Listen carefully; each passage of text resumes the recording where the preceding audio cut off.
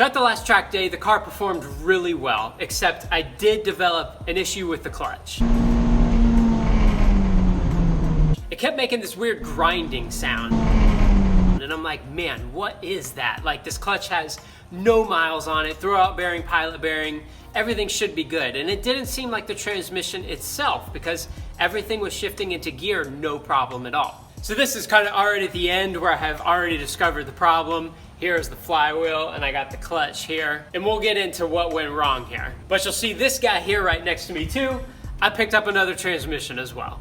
But so we will get to that. I am gonna show you what went wrong with the clutch. But overall, the car did really, really good at the last track day, man. I was so happy. Like, the engine, finally, it just works. It's just an engine. The oil level stayed the same the entire time. I didn't have to add any oil to it. The coolant level stayed the same the entire time. And the needle, the temperature gauge, didn't move at all, man. Like, it did so good. But so that clutch noise was really like in the back of my mind the whole time. I'm like, man, like, is this my transmission? Is it my clutch? At first I was thinking it was my throwout bearing, because when I would press the clutch, you could hear this kind of sound. But so when you press that throwout bearing, it's pressing against this pressure plate, moving these fins in. So that means that the transmission is disengaged. And so I was thinking, man, could it really be this throwout bearing? Like, I've barely put any miles on this thing, but maybe it was bad, you know? I didn't know at the time. So I just want to give you a quick visual inspection under here. The hard race bushings up there seem to be really solid. No problem at all after their really second track day, but you know, the first proper test. The bushings all look good. And I don't know if you all remember or not, but I had done the front and lower ball joints too. Those look really good. I had done the tie rods as well. Those ball joints look good. And then we'll get up into the axle, we'll check that, but everything looks to be good on the axle too. But also, I would get some weird noises when I wouldn't even press the clutch at all. Like, I was just driving and coming down to the very end of the main straight, which I'm hitting about 90 miles an hour. I would hear that kind of sound as I was decelerating. It was really strange. I'm like, man, is this the transmission? So I took the exhaust header out just in case I'm gonna have to lower this thing all the way down. I'm gonna have this stand under here like this, but just in case the whole thing's gonna be coming down, I don't wanna crunch the exhaust header.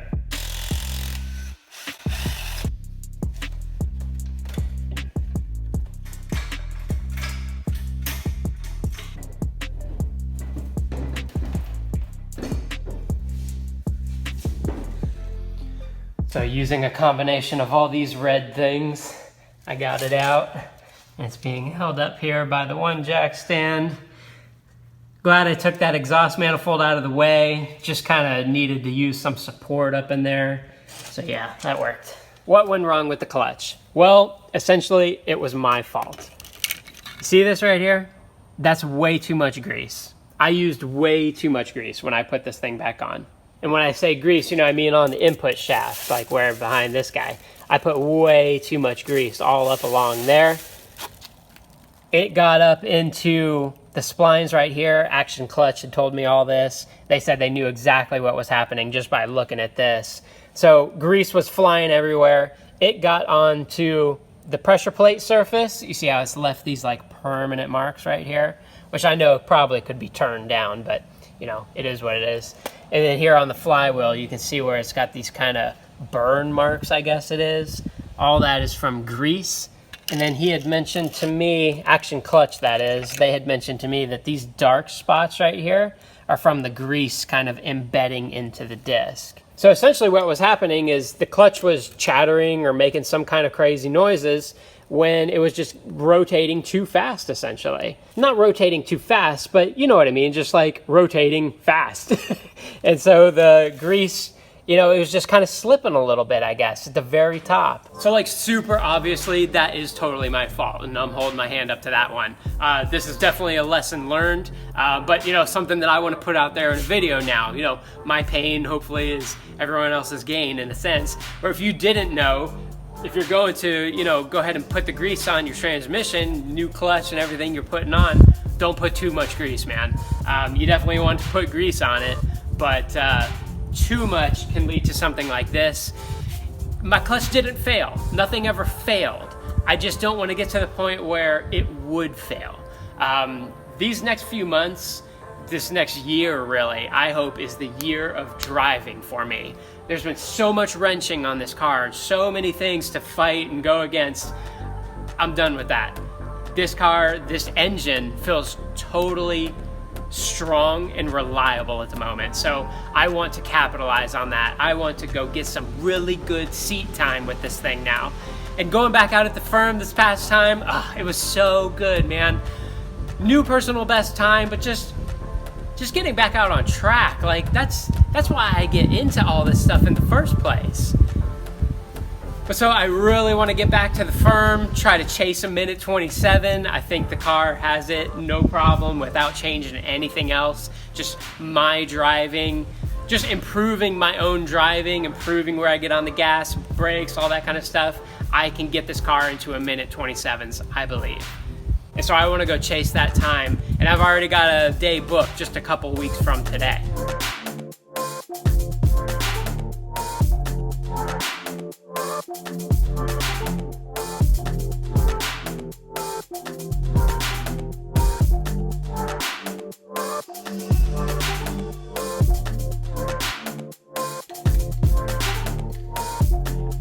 So why did I get another transmission as well? When I just turn on the car and I'm just idling the thing, I can hear this kind of, I don't know if I'm gonna call it grinding, but a whirring kind of sound, where it's just like, and I believe, and from everything that I've looked up, that means that the main bearing on the input shaft of the transmission, inside the transmission, is going bad. And this right here is my new transmission, well, new to me. D16, this is still off the SI. The real way to tell the markings there is that B000. That doesn't necessarily mean that it's off the SI, but it does mean that the gearing is the shortest that the D series has to offer. And on this guy right here, I'm definitely not gonna put too much grease. Got my left and right axle seals here. That's an NSK throughout bearing.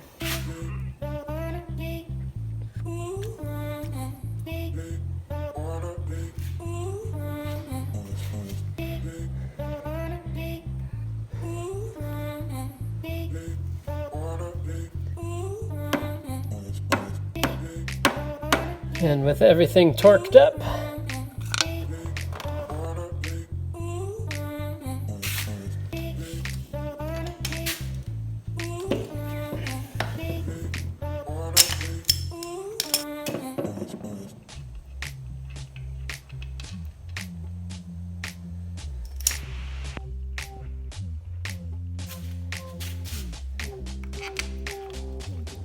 okay, so now it's time to mess with this guy, and I am not gonna put too much grease on it this time.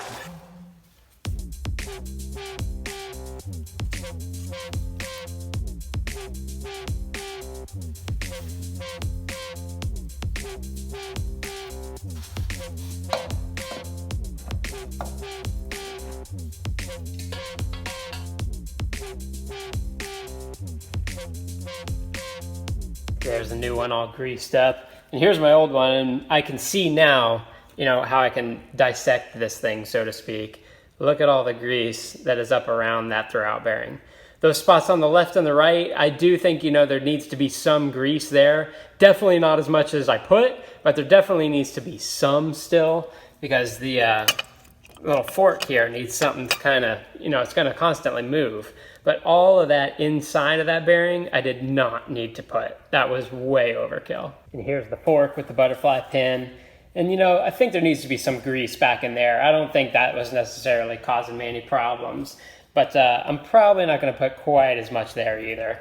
I have a decent amount going on there right now. This is the new trans, and I think that's gonna be fine. And so here's my new fork, cleaned up, and then just a little bit of grease down in there, and cleaned up the pin as well. My new NSK bearing.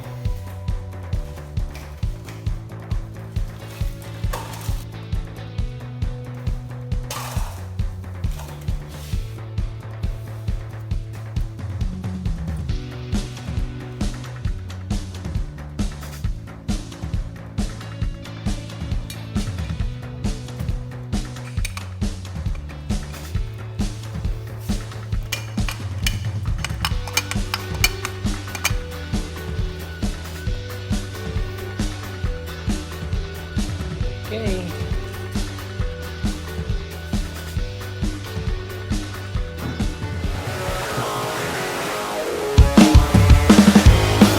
I couldn't film it, out of breath. Got it. It's not mounted yet, of course, but the trans bolts are connecting it to the engine. Just using that jack stand and some elbow grease.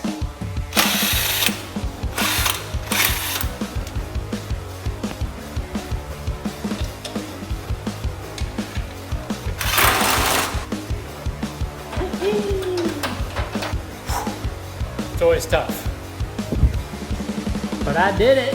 Woohoo! First try too, man. Lifted that thing straight up off the ground, planted it right up in the engine. Boom.